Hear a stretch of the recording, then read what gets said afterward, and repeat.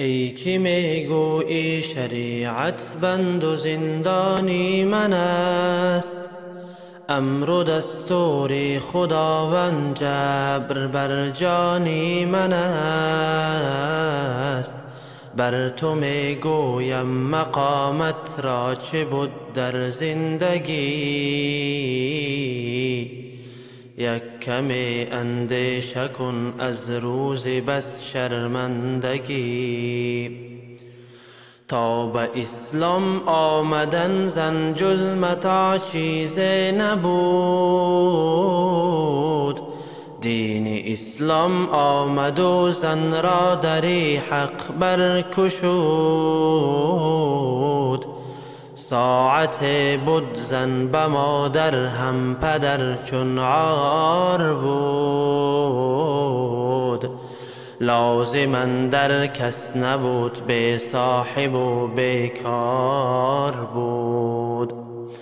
زنده در گر کردنی زنها مگر حرفی من است، تاریخ دنیا سر و پا پر ز نخل گلخن است.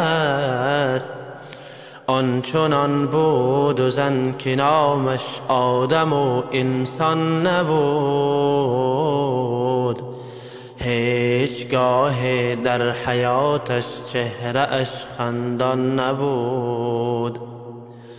مختصر گویم شنو ای خواهر جان گفته ها، گرچه بسیار است عالمی ناگفته ها.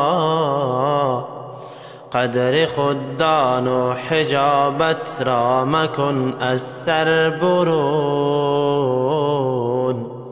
هرچه بشنیدی حقیقت بود و ما گفتم کنون. خواهری جان پند اقبال بر صلاح کار توست، چشم بکشا جز شریعت هر در بیزار توست. چشم بکشا جز شریعت هر در بیزار توست.